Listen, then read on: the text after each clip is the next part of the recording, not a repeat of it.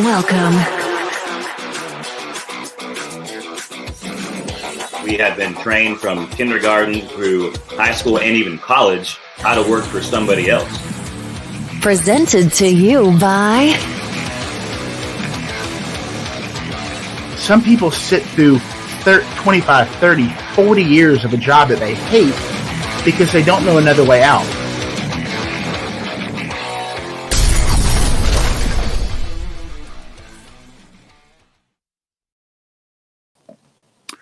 Well, what is it, morning? It's still morning. Good morning to everybody.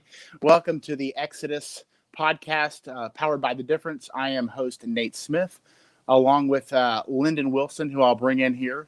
And Lyndon has been just instrumental in bringing together a wonderful group of entrepreneurs and leaders that really want to set out to make the difference in their own lives and the lives of others and the lives of their clients and contacts and people that work with them. So if you notice that we are missing the other half of our show today, Blake Timmons had a bit of a scheduling conflict. So we have a fantastic opportunity to talk about him behind his back, because there's no way that he would ever be able to hear what we're talking about, even though this is live on the internet. So, but it is great to be here with you guys. I'm broadcasting from outside today, which is a beautiful day. Get a little Texas action in the background here. So it's really great to be with you guys. We're going to talk about some things today that I think is really, we've been diving in a lot to mindset of the entrepreneur and what it looks like to really separate yourself from this corporate or 9-to-5 employee mindset. And we're talking about, if you watched the end of the show last week and saw some of the promo material, 5 things that entrepreneurs need to give up in order to be successful. Now, on top of that, there's 5 things that they need to fight for. And depending on what our time allows today, because I think we could talk about each of these for a long time, we may have to push that back to another show. One of the things we like to do on The Difference, and is, if you've watched any of the other shows for a while, is kind of cross promote, bring in different people from different shows. If you have not got a chance to listen to Redefining Real Estate with Brian Dobbs, it's every Tuesday at 11 a.m. I'm going to bring Brian in right now. And Brian is a fantastic guy, a brilliant guy. Just has some really phenomenal concepts about real estate, leveraging the equity in your home, and just really doing some amazing things in ways that you probably would not otherwise think about. So, Brian, I'm going to turn it over to you and just give us a little recap on what drives you, what your show's about, how you kind of got started, and just take us down that path, if you would. Absolutely. And first and foremost, thanks for having me on your show, Nate. It's always good to see you. Good to see you, Lyndon, as well. So Redefining real estate has been one of my passions. I've been in the industry for 25 years. I've worked in various roles for the real estate industry. And I noticed a few changes that I would like to see. I noticed a few things that I could do different, especially in owning a home and buying a home and selling a home. Not buying a home like I'd buy a car, not owning it like I would rent an apartment, not selling it just hoping and praying that I'm going to make money, but actually strategically purchasing, owning, and selling actually will create leverage for you and your family, build better neighborhoods, better communities, and we talk about those. And one of the neat things about this, Nate and Lyndon, this show, Redefining Real Estate, we bring in other partners. We bring in home warranty, inspectors, insurance, financial planners. We bring in all the people that would be a part of a real estate transaction or part of wealth building transactions. So people can actually see a holistic approach to owning real estate, utilizing it as an active asset versus a passive asset. Fantastic. So I know when you and I talked, I was we want to spend too much time going into the detail. I'll let people listen to your show, or hopefully they can meet with you. But when you explained, it kind of blew my mind, just thinking about the money that people have sitting in their homes and what they can do with it, from even, getting out of debt, but also leveraging that into more properties and then just kind of compounding those efforts over not a long period of time, honestly.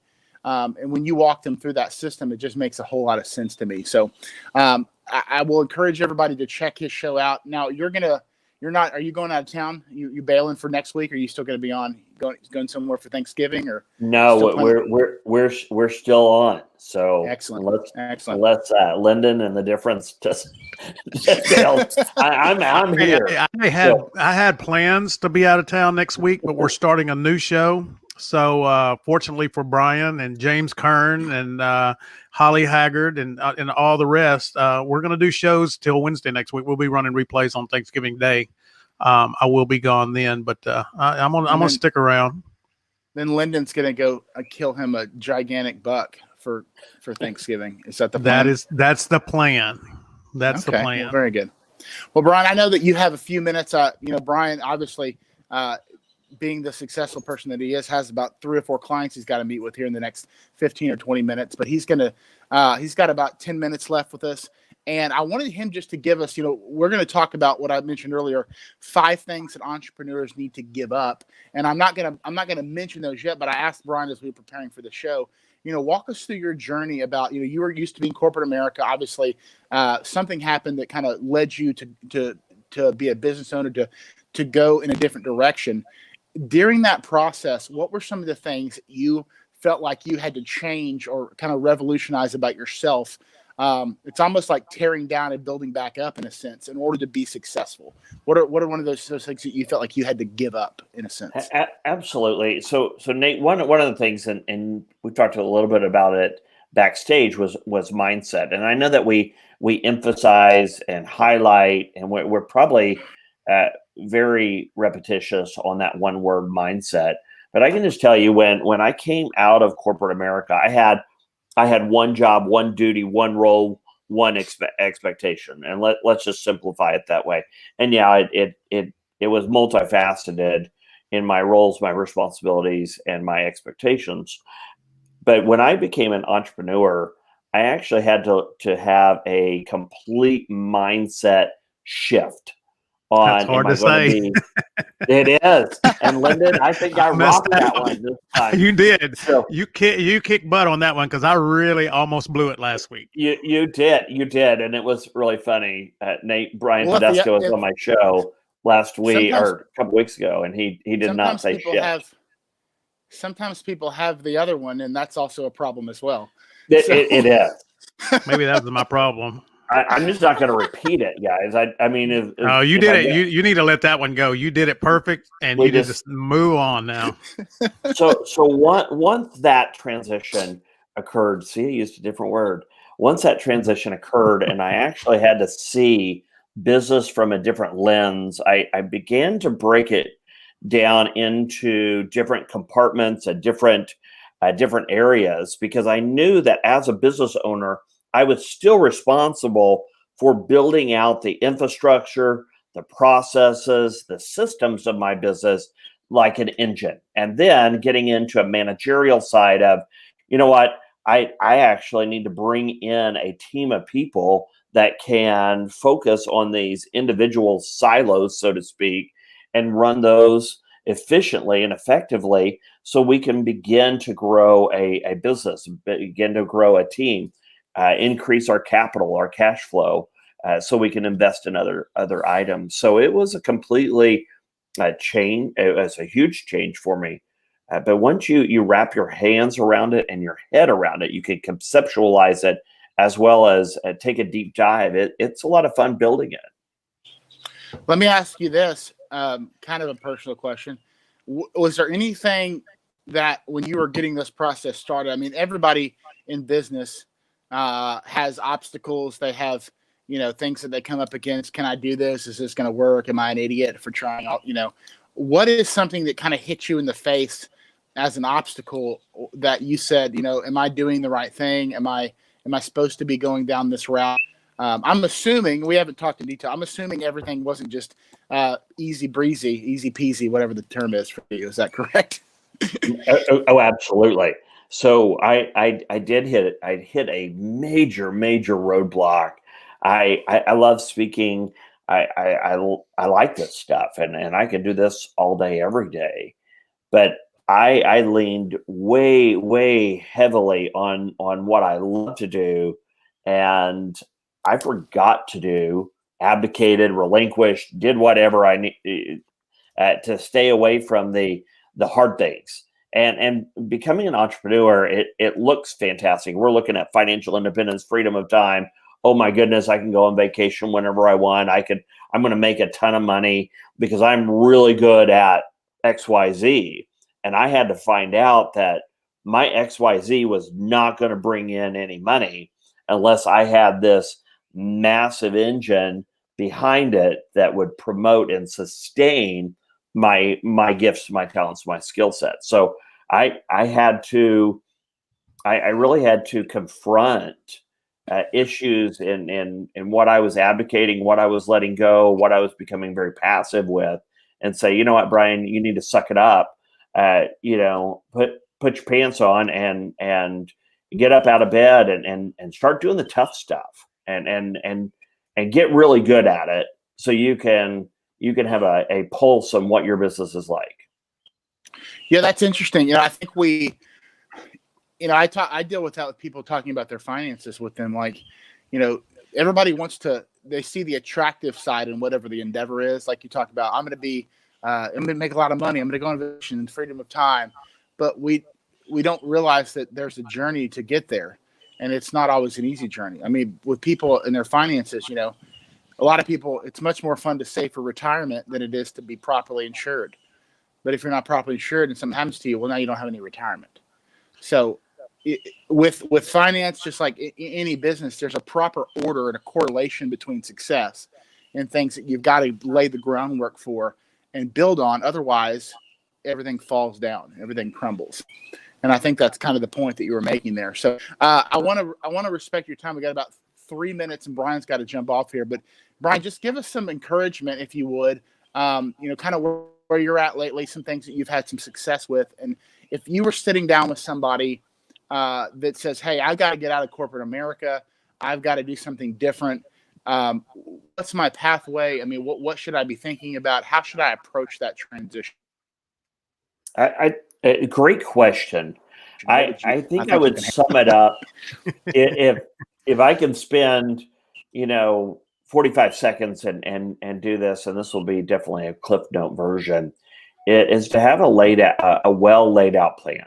First and foremost, I believe that if you have the direction, your vision, if you understand your message, your signature message, your audience, you understand the processes, the intricacies of what you want to do, you understand the transaction, how are you going to generate the income, and then you understand the value of retention, customer retention, as well as a partner retention. And we talk about that a lot with Lyndon and behind the scenes. But creating a team of people has been absolutely beneficial, critical to my success. And it's not always easy finding those people and aligning those core values. It takes a lot of work. Some long nights, it's some sleepless nights, and sometimes of heightened anxiety. However, in the long run, you know what, it pays off. It just does. No different than the gym, no different than any discipline that you have to better yourself, you better your family, better your finances. Starting a business, being an entrepreneur is a disciplined practice. Yeah. Yes, it is. Go ahead. Were you going to say something? Oh, I just I agree 100%. I mean, we talk about branding, we talk about your behaviors, and Brian, you mentioned mindset. It is the foundation of how we approach everything else, because we see everybody's highlight reels. A lot of times we get into a job, a career, or a business because we saw everybody else being successful. What we didn't see is the 15 years they put into it where they were just struggling, and we want what they have right now. We don't necessarily understand what they went through to get there. So mindset is going to be key, because that's what's going to keep you in there. That's what's going to keep you committed to your commitment. Yep. Yeah, I completely agree. Well, Brian, man, I know you got to go. I appreciate you jumping on. Make sure you guys check out Redefining Real Estate every Tuesday, even before Thanksgiving. It'll be on. Maybe it'll be a special Thanksgiving show. Who knows? But Brian, thank you so much. It's going to be a special Thanksgiving show. Thank you, guys. I appreciate it. You guys have a great week. We'll have you back on when you can stay a little bit longer next time. So, but I appreciate you coming on. Have a good day. Yes, sir. Talk to you guys later. Bye-bye.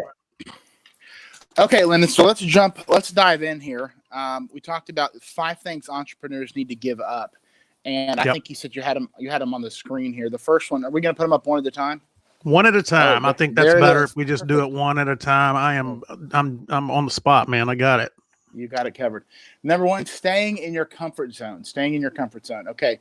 So we've talked about this before. I know in one of our earlier shows talking about just this illusion of security, right? Having things feel like they're in place. I've got great benefits. I've got a 9-to-5 job. I've got this paycheck that's basically guaranteed. I got to really do a lot to screw that up and get fired, that kind of a deal. I make great money. I have an unlimited ceiling in sales. People say all this stuff all the time until they don't, right? And we have seen nobody would have thought this, but a worldwide pandemic. That's one of those things that happens in a sci-fi movie. Yeah, well, yeah, whatever. Something you can argue that's another story, but obviously there has been a massive disruption in the economy. We'll just leave it at that. Yes, and people have suffered in a very huge manner. But when it comes to staying in your comfort zone, we feel like that if all these things are kind of provided, we've got this cush environment. Everything's going to kind of work out. I don't want to take a risk. I don't want to step outside the boundary. I don't want to think outside the box.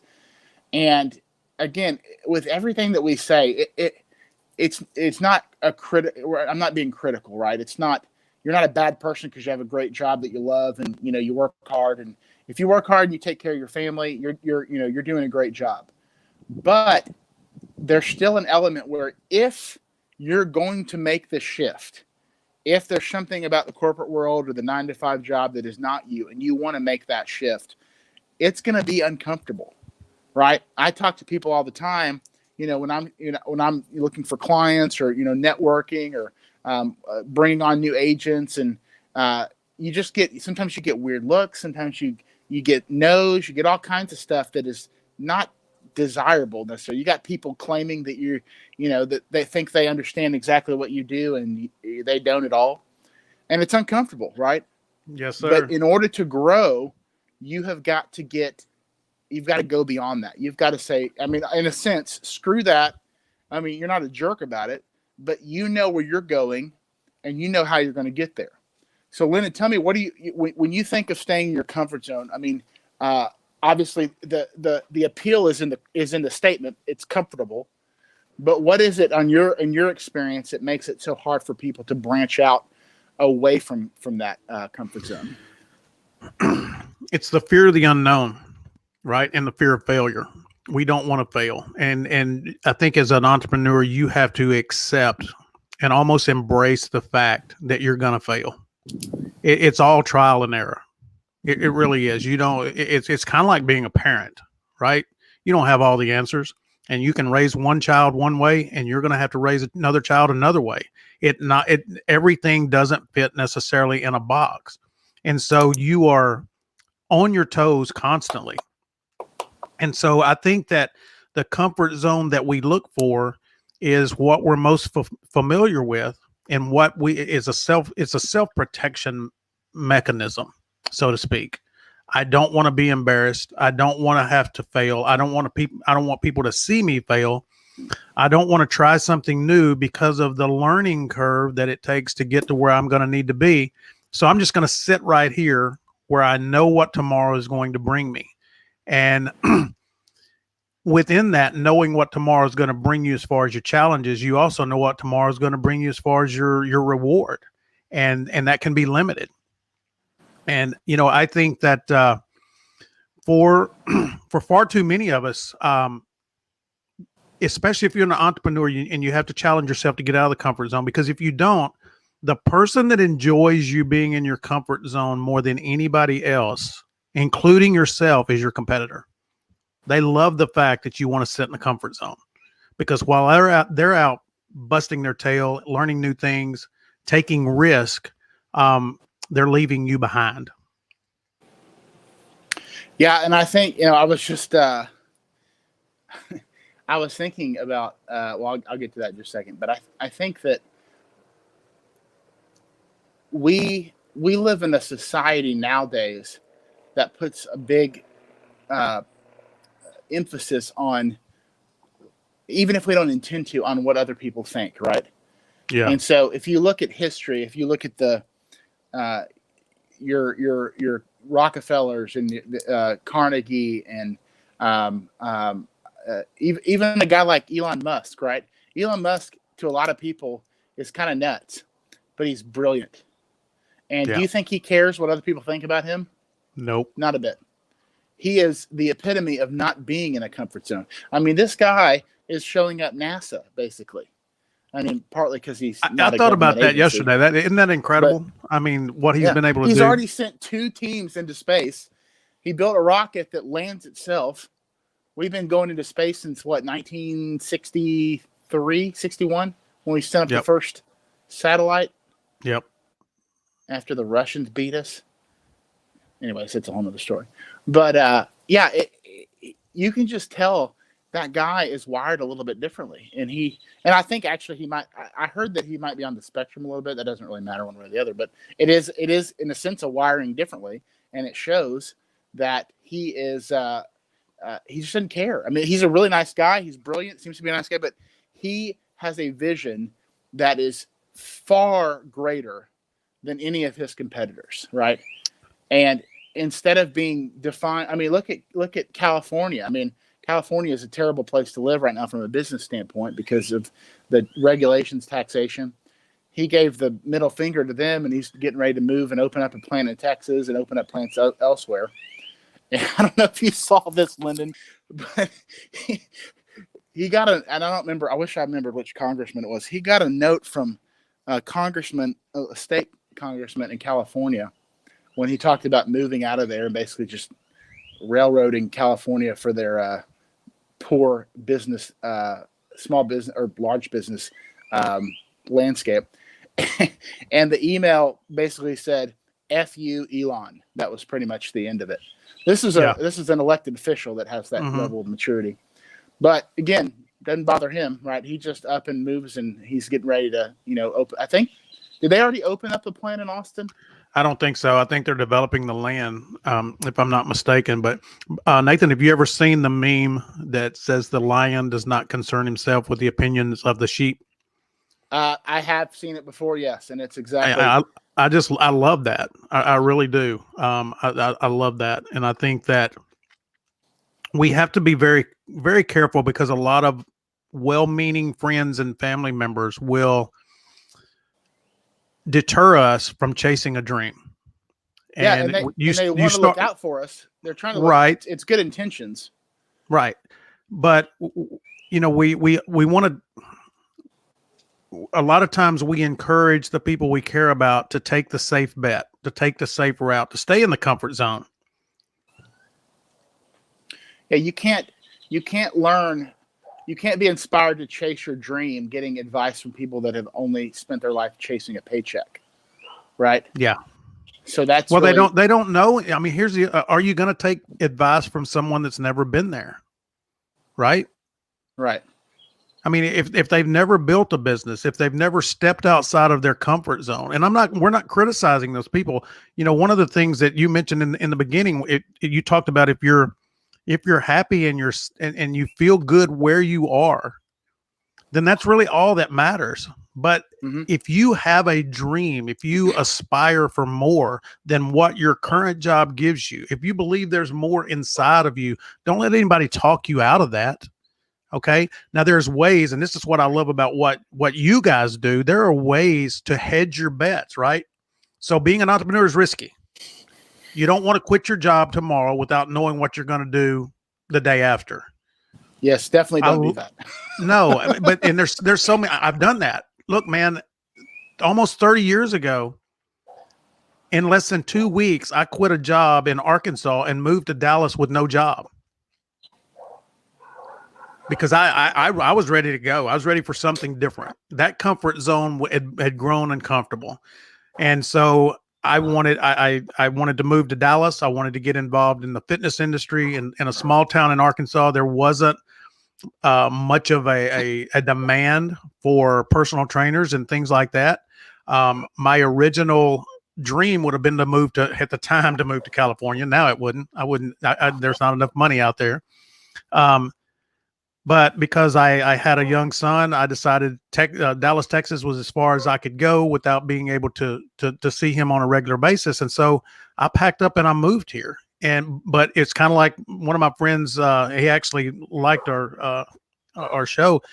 He's real big about saying you got to burn the ships. And I did. I burned them. I caught a plane. I flew down here. I stayed with a friend for a couple of months. And then I started, personal training.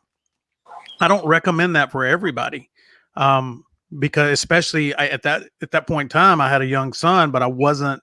I was going through a divorce, and so basically it was I had to take care of him, but I had to take care of me, right? So I was in a good situation to make that move. A lot of people can't walk away from a job because of their family commitments, and you don't want to do that. So how do you hedge your bets? How do you take that risk? But you take it in a manner that the odds are in your favor. And I think you guys provide some guidance on that,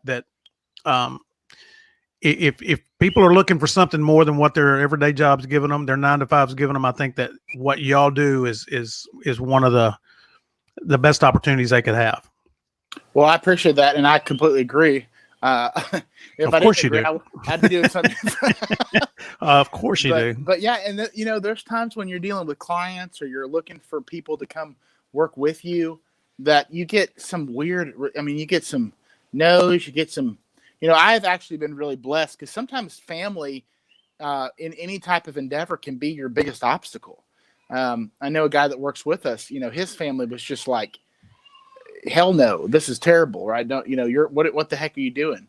And he was like you. He quit his job 3 days later and said, we're going all in. And his family was like, you're an idiot. Turns out he was not an idiot, which has been great. But there's uncomfortable times. There's awkward conversations. There's things, I talk to people all the time that say, I don't think I can succeed in helping, in finance, which it's not, we're not doing trading we're not trading bonds or trading Forex or something. It's literally personal finance, helping people, growing businesses. It's not difficult from a standpoint of the concept, right? Anybody can do what we do. The difference lies in is the commitment to the longevity of the success and the growth that we're having and we're going to have and we're going to continue to have. That has obstacles. So it's not actually what we're doing. It's the mindset to succeed in the way that we're going to succeed and have already succeeded, right? So that's where people, I don't know if I can do that. Well, that's exactly why you should. Because what you're telling me is that I am comfortable here, even though it's not that comfortable. Like, we'll stay in an uncomfortable comfort zone, basically. Like, we call it a comfort zone. You've heard of the deal where, like, I don't know if you've ever been in a relationship where the person is always sabotaging it. Like, they are more comfortable in discontent and dismay and disarray and all the other dis words than they are in a healthy relationship. And I think that's a lot of how people are sometimes. People would rather, they're more comfortable in the misery that they know than the potential, green pastures that they don't know. Right. Right. And so they'll sit there, and people do that. People, like, how many people have stayed in a toxic relationship just because they don't know how to get out of it? Right. It's the same thing. It's almost the same thing. It really is the same thing. And you're right. I think that we stay in places that it just may not be fulfilling our dream. It may not be fulfilling what we feel like life is supposed to be about, but we do that out of fear that if I take a step out of here and it doesn't work out, what are people going to say about me and to me? And when I think about that, I don't quite understand that. You know, if you're not a good enough friend that you can tell me I was excuse the line, you can tell me I was a dumbass for what I tried to do. But the thing is I'm going to fight to figure it out. I mean, just because I tried it one way and it didn't work doesn't mean I can't try it another way and it won't eventually work. Right. And for me, it's more about the journey than just the result. And I love the challenge of it. I really do. I can't imagine myself doing anything but being a business owner and we'll talk about this later, but being in charge of the direction of where I'm going. Nathan, let's move on I want to move on to the next one now, because I think this ties in a little bit to where we are with what we're talking about. Let me just say one last thing on this part. Sure. One of the things that going back to Blake, and I know you, so he's been in, Blake has had some other business endeavors. Obviously, we all have. He did some different investments. Some worked out well, some did not. Some other companies, some worked out well, some did not. But in that time, I mean, I never said to him, "Oh, I can't believe you're doing this. What an idiot," And he would not have ever said the same thing to me. So my point is, why, if we have people that are, it's one thing to be like, Blake, maybe you got to think about this, or you think this is a good idea, going through some discernment with people that you're close to. But if you really have these people that you're worried about what they're going to think of you for trying something, for being bold and taking some things, taking some calculated chances, then it might be a good idea to revisit who your friends are. Now, you can't do anything about your family. Okay. Family is going to be family. Hopefully you have a good one. Some people don't, there's not a lot you can do about that. But if you have a group of people that are going to be that are that afraid of your success or going out on a limb, taking a chance, it might be worth revisiting who is in your friend circle. Just something to think about there. Let me ask you a question. Are we afraid of facing the reality when we do that, Nathan? Because I think that some people that profess to be our biggest supporters may not actually be our biggest supporters, because if we step out and we make something more of ourselves than what we currently are, does that not put pressure on them? I mean, did they have to look at it and go, okay, well, you did this. Now, what do I do? Do I have to admit that I am scared to attempt something, that I love my comfort zone? I hope all that's making sense, because I think that a lot of people will discourage us because they are intimidated by us doing better or more than them, and them not knowing how to deal with our success. It goes back to like the just bullying in general, right? Like why do kids bully other kids? Well, what it comes down to is they are themselves insecure. They have something that they haven't, maybe it's a bad home life, maybe it's something, I don't know. When they pick on somebody and they get all these kids riled up in their corner, well, now they feel something that they feel like they've been missing. And there's something about how they treat other people that makes them feel better.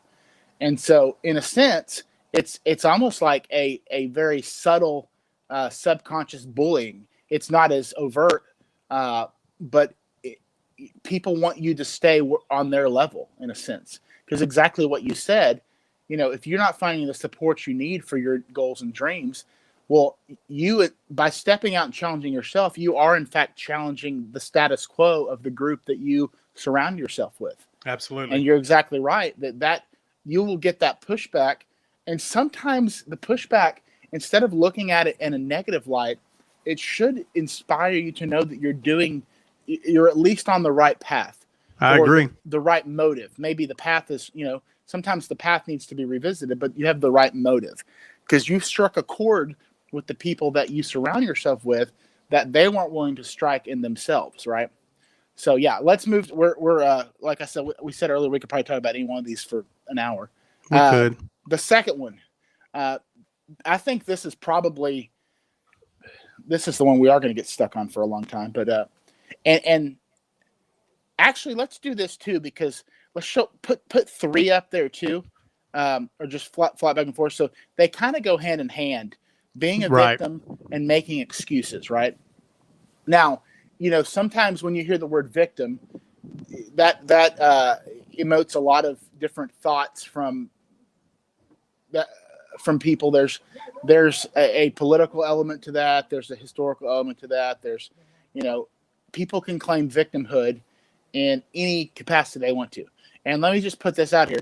There are real victims in all kinds of different things: abuse, crimes, family situations, whatever the case may be. There is such thing as an actual victim, obviously. Hey, nice. Look at that. That's great. That was on the fly. Very good. I'm getting better. That's good.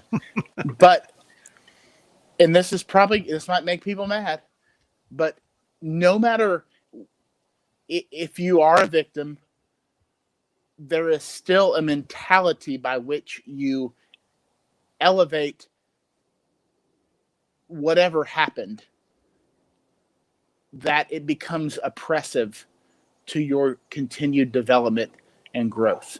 Now, that's a harsh reality, because sometimes whatever the victimization is, whether it's in business, whether it's something personal, it's a big deal, right? It can be very impactful, very traumatizing.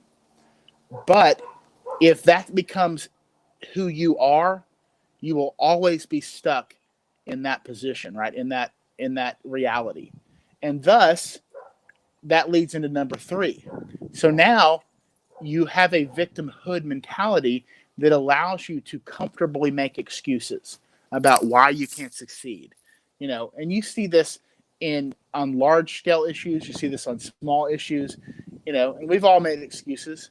We talk about that in our office, where, if we don't do something we're supposed to do, or we've fallen short, just say, hey, didn't happen, didn't get it done, and I'll get it next time. Where you don't make excuses, you just realize that, we always have to get better. So I think these two really correlate together, Lyndon. I agree. And I'm sure I pissed somebody off by my the way I did, but that's what I believe. So what are your thoughts? Being a victim, first and foremost, takes all of your power away. If you allow yourself to be a victim and you find victimhood as your comfort zone, then you surrender, you relinquish control and the ability to change the outcome of things, because it's always going to be someone else's fault. And that's where the excuses start to come in. Now, again, when I talk about this, when you talk about this, and not speaking for you, but I understand you, we all are a work in progress. Okay. We all are. Human nature is going to allow us to feel sorry for ourselves. Sometimes it's going to allow us to make excuses. Sometimes I think that the self-awareness and the level of honesty that we can have with ourselves is what can change that. It's a constant battle for each and every person out there. The people that have become better at addressing that and having that self-awareness are the ones that seem to be more productive. Those of us that struggle with victimhood or struggle with excuses and maybe aren't, there's a meme. I talk about memes a lot, and I'm kind of a meme junkie, but I find a lot, it's kind of like some people's humor. I find a lot of truth in a lot of memes. And one is, that's why they're so funny, because there is an element of truth in most there of isn't, them. it requires a certain level of honesty to get your shit together. And, sorry for saying that. I hope I didn't offend anybody, but I just wanted to give what was on the meme. And I think that when we talk about mindset, one of the parts of mindset, Nathan, is the fact that we have to be honest. We have to go into what our endeavor, being honest with ourselves. Am I playing the victim? Am I making excuses? How can I change it? And am I willing to have someone like Nathan that is a good friend of mine and will be honest with me and hold me accountable and say, Lyndon, it's like you said with Blake. Blake's done a couple of different things. You didn't bash him over it. Maybe you said, what would you have done differently? Okay, that's supportive. But that also caused some reflection to look and see how I could have done it differently so that next time I don't make that mistake. And that's kind of the iron sharpens iron type of thing that I think that you need as an entrepreneur. You've got to have those people around you that comfort you for a brief second, but kick your butt and get you out of victimhood as quickly as possible. Well, one of the things, and I think talking about how. Blake's watching. He's hearing us talk about him. Don't feel sorry for yourself. No one else will. That's true. That's true. Self-pity is the seed of self-destruction. I feel like I'm reading Fortune Cookie, but keep going. I don't know. What have I done? What have I done? Like, that's a question we've been asking about you for far too many years. Yeah. We were just discussing, Blake. Now I'm totally off track. We were discussing what a good friend Nathan is to you. And if and when you ever did or would fail, he wouldn't bash you for it. So that's there right. you go. But talking about, the people that you surround yourself with, I think helps. It kind of ties in number one. It helps you kind of check that mentality, the victim mentality. And again, I just want to, I always try to think about it's probably the culture that we're in now. Everything is taken out of context, but, whatever experiences anybody has, I don't want to sound flippant and think that they're easy or they should I never would say get over anything. That's not the right attitude. And because I don't know people's stories, I don't know I don't know what they've been through, but I do know that if you don't grow from whatever experiences you have, you may be a victim, right? But maintaining victimhood is going to eventually oppress you to the point where you will never ever grow. There will always be a reason why you haven't succeeded. And let me jump in real quick because I think I have a really good analogy about that. Okay, so everybody that knows me knows that I was in credit repair for 20 years, and when I would get people that would come to me to want to enroll in credit repair program, and understandably so, I got all kinds of excuses. And I'll be honest, I made some of them myself at some point. But all kinds of excuses. I went through a divorce. My wife or my husband messed up my credit. Someone stole my social security number and they got credit. There was a million reasons. And that's what I told him. There's a million reasons why your credit can get bad. You could lose a job. COVID could happen, but it's your responsibility to flip the script and change the direction of where you're going. And so, Nathan, when you talk about, you would never say to people, just get over it. I think that is a very insensitive way to approach it. But at the same time, in that honesty that we need to have with ourselves, the quicker we do get over it, the quicker we fight through it, whatever it takes to do that, the quicker we can start putting the pieces back together. And so we have to be careful not to allow temporary victimhood to lead to permanent victimhood, because that becomes a comfort zone in itself. If you're tying it back into the comfort zone, a lot of times it's really easy to get comfortable with people feeling sorry for us and having that excuse of why I didn't do what I needed to do and why I'm still not doing it. And we surround ourselves, it's good to be, if it was some sort of abuse or just that, you were born into a rough family, you didn't have a lot of money growing up, you lost whatever the case may be, there's all these different support groups and things, which I think is certainly good. It's certainly good to surround yourself with people that have shared your experience and whatever the case may be. But if those people are themselves just kind of, what's a good word? Just kind of sitting in that situation where they themselves are not growing, well, now you've got a group of people that are enabling each other, right? So if you want to find people that have gone through your experience, find people that have gone through your experience and come out on the other side. Absolutely. They have overcome, right? And so you were talking about surrounding yourself with people. We had Sheldon Mallory on last week, a great guy, great business owner, just a very smart entrepreneurial mind, has a lot of successes, some failures he talked about too, but that's just part of the process, right? But, Sheldon and I, we like cigars. We like our cigars. So one of the places that being able to work from anywhere, one of the places we go, a cigar shop, everybody there, for the most part, is military, in law enforcement, multiple business owners, or used to be all people that have had some degree of success in their life, whether it be entrepreneurialism or just leadership of some sort. And it's really interesting. And the guys there probably won't give themselves the credit that I feel like they deserve. But you learn, man, I get challenged there a lot. You just listening to people, listening to their life stories, learning their successes, their failures, just getting to talk about, they talk a lot about history, which I absolutely love. But and then with Blake and I and the leadership and the culture in our company and the people that have come before us that have really paved the way, there's a huge fount of resources. And we talked about this early on last couple weeks ago.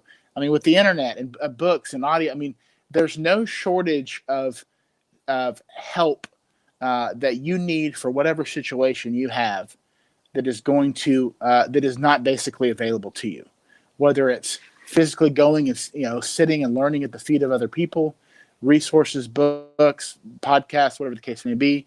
But at the end of the day, it requires action, right? So you've got to make that step. And I love this list because, again, being a victim, even though whatever the atrocity was or whatever you're claiming, and I don't mean claiming like it's not true, but I'm claiming as in whatever you're saying happened. Even in the emotional impact that had on you, whatever it was, or just how you grew up, or whatever it is, it becomes comfortable, right? So that ties back into the first one. So now we have, when I was talking about people that are more comfortable in dysfunction than they are in something that's functioning well. So we get so used to our state of negativity, our state of, it's somebody else's fault or this happened to me, that now we're in a comfort zone that's not actually comfortable. We have basically created our identity as a victim, which now allows us to use that as an excuse machine. So I'm never going to get where I want to go or where you think I should be because of all of these things, right? And in so doing, that kind of leads into our fourth one, is that, if I somehow break out of this mold that I've created for myself, well, now what are people going to think, right? We're always curious about how we look in others' eyes. We talk about Facebook, and we create these picture perfect worlds of our lives, and people get Facebook envy. People get, everybody.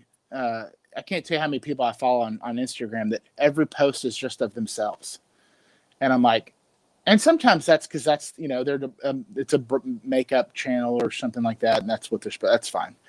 But in general, we put a lot of emphasis on look at me or what will others think about me, right? Right. And so the validation part, I need validation. Right.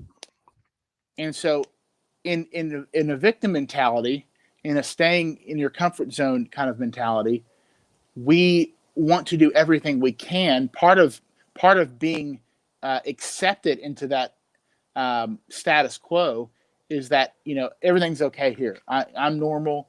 We all have struggles. We hear that all the time. Nobody's perfect, but we don't want to step out of that. We don't want to face the thing that we have to face. We don't want to not make our excuses. We don't want to take credit for our part in the situation, if there is one, which there usually is.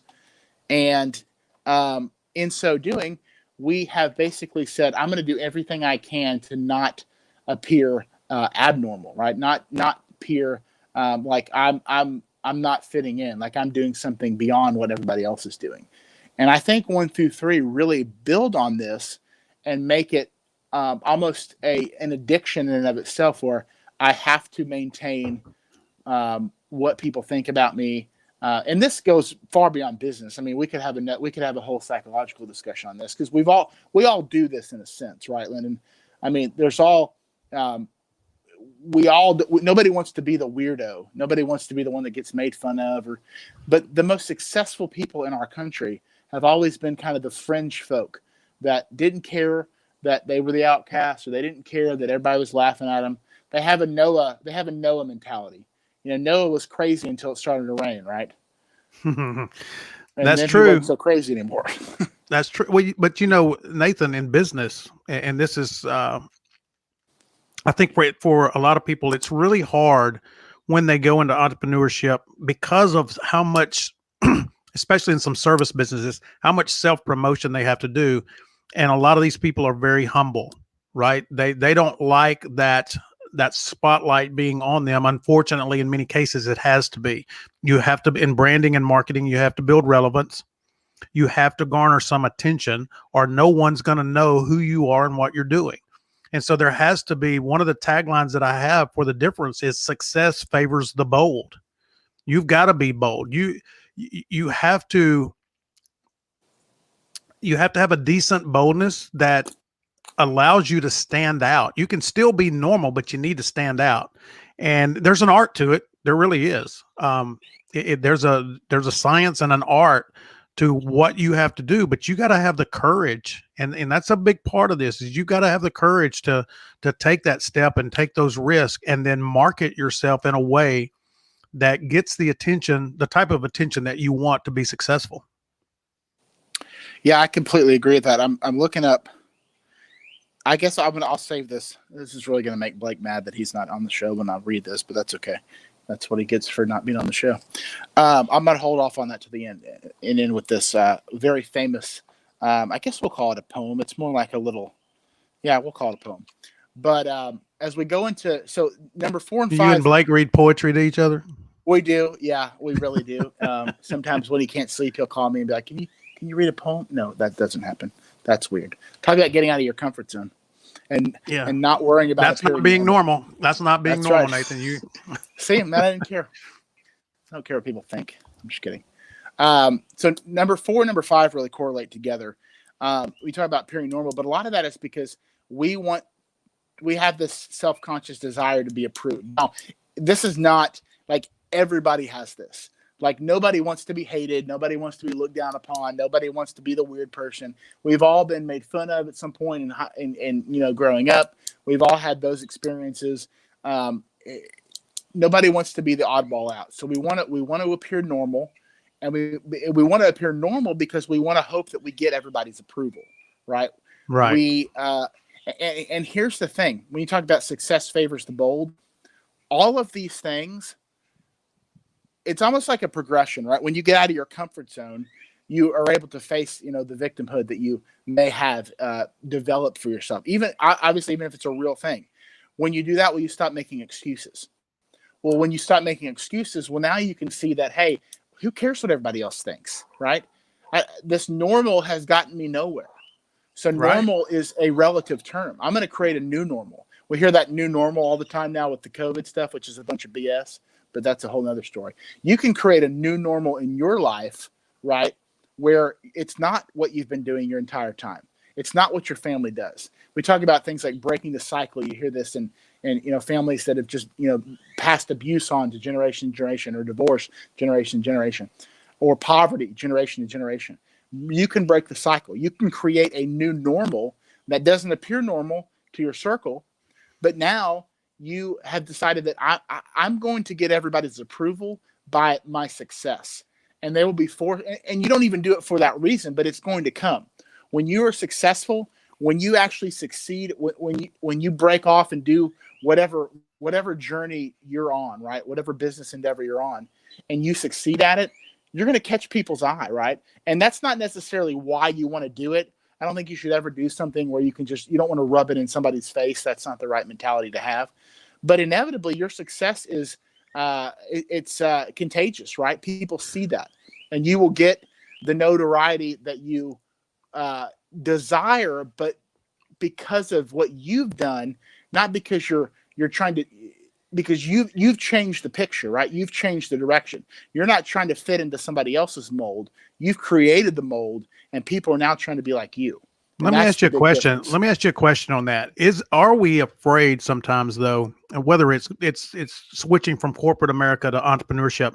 Are we afraid? Because you mentioned this about, having abuse in your family, whatever it may be, and breaking free and starting your own new normal. In entrepreneurship, are we afraid sometimes that I'm going to have to leave this group of people behind that I may have known my whole life? and go to this group of people that do approve of these goals and the strategies and the new behaviors and the new attitude that I'm going to have in order to be a different person. A lot of times we are byproducts of the group of people that we're hanging around. And unless Absolutely. we're willing to give that up, and I think so many people fear that. And man, that's, for me, that's one of the toughest ones, because we have people that we've known our whole life that we love, but they truly may be the impediment through no fault of their own. They may be the impediment that's keeping us from stepping out and reaching more of our potential and realizing that, you know what? I mean, I'll give you an example, and I'm not patting myself on the back. When I left Arkansas, I left a lifelong group of friends behind and moved down here and only knew one person. I had to come down and meet a whole new group of people, but it gave me that opportunity now to find a circle of people that were accomplishing and achieving what it was that I really wanted to accomplish and achieve. Yeah. And you know, to that point, we talk about the hope of gaining everyone's approval. Well, our nature, it's in our nature to want to be liked, right? To have some level of you know, one of the five love languages is oh my gosh, I'm just drawing a blank. What's the first one? Affirmation, right? Affirmation. Mm-hmm. So just feeling like you're doing well, like you're succeeding, that's not an abnormal thing to desire. But the problem is, the key word here is everyone's approval, right? Right. And you're never going to gain everyone's approval, because as you move and accomplish things that you believe you can accomplish and want to accomplish, you're going to ostracise some people that don't have that same vision. You're not getting everyone's approval in your corporate job. You're not getting everyone's approval in your corporate job. I mean, it really should be the farce of gaining everyone's approval, because it can't be done. No. But are you gaining the approval of people that are going to challenge you and lift you up and build you up and help you really get to where you want to go? Or are you going to be maintain those anchors in your life that basically drag you down to the bottom of the sea, and you're nothing but a buoy, you know, floating along through life and can't do anything on your own, right? You don't want to be that person.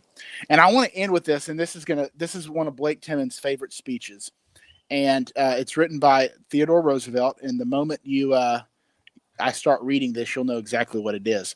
But I think that it really sums up what we're talking about today. And next week, what we're going to do, I knew this wouldn't happen. I knew we wouldn't get to the 5 things entrepreneurs need to fight for. And that's okay. You did a great job of getting through the first 5. That was good. I know. And that's good, because I don't want to go too fast on some of these. But I think, you know, when we talk about staying in your comfort zone and, you know, being a victim, making excuses, the desire to appear normal, the hope of gaining everyone's approval, I think this very famous speech that Theodore Roosevelt gave really sums it up. And I'm just going to read it here. It's not the critic who counts, not the man who points out how the strong man stumbles, or where the doer of deeds could have done them better. The credit belongs to the man who is actually in the arena, whose face is marred by dust and sweat and blood, who strives valiantly, who errs, who comes short again and again, because there is no effort without error and shortcoming. But who does actually strive to do the deeds, who knows great enthusiasms, the great devotions, who spends himself in a worthy cause, who at best knows in the end the triumph of high achievement, and who at the worst, if he fails, at least fails while daring greatly, so that his place shall never be with those cold and timid souls who knew neither victory nor defeat. And I think that sums it up. It is better to be someone that is bold. You talked about success favors the bold, to go into the arena, to get bloody, to take some whops on the face, to get back up and say, okay, that didn't work. What am I going to change? Let's do this better. Let's keep fighting. Let's do all the things that I've got to do to be successful, rather than being the person outside the arena that just sits there and laughs and points. And we give so much power to those people, right? so much power to those people. And sometimes that person is also ourself. So we first have to start with our self-talk. And then, once we get that in check, now we've got to deal with the people in our lives, the people that are our influences. So what we want to make sure that we're not doing is, I love those cold, dark, timid souls that know neither victory or defeat. I mean, nothing sounds more miserable than that to me. And I hope that you guys, as we've talked today, are inspired, that you want to take a closer look. As always, Blake and I would love to talk with you about what we do. Being able to step out in a low risk endeavor and really change your life through something revolutionary that helps people, that cares about people, and that brings you in a place that hopefully that you desire to go and have never been before. So our contact information, as always, is on the difference. Thank you again to Brian that jumped on. Thank you to Lyndon. That is our time. Join us next week on actually 2 weeks from now, first Wednesday in December, 11 o'clock. We're going to continue down and we're going to flip it now. 5 things entrepreneurs need to fight for. Look forward to having some guests on the show then. Continue the conversation, guys. It's been a fantastic hour as always. Thank you for joining us on the Exodus. Have a great week. Talk to you later.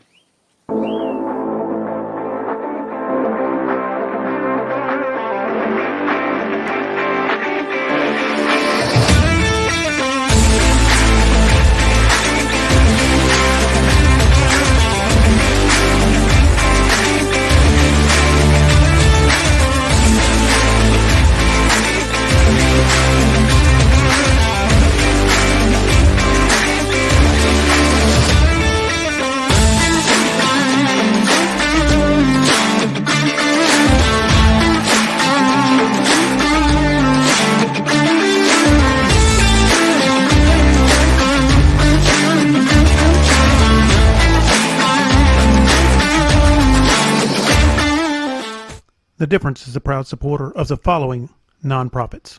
Creek and Timber Legacy, providing outdoor learning, hunting, and firearm therapy for veterans, first responders, and children with serious illness. You can find more info at creekandtimberlegacy.org. And Sharp Shoes. Through local schools and shelters, Sharp Shoes helps provide new shoes for countless needy people and their families. You can find more info at sharpshoes.org.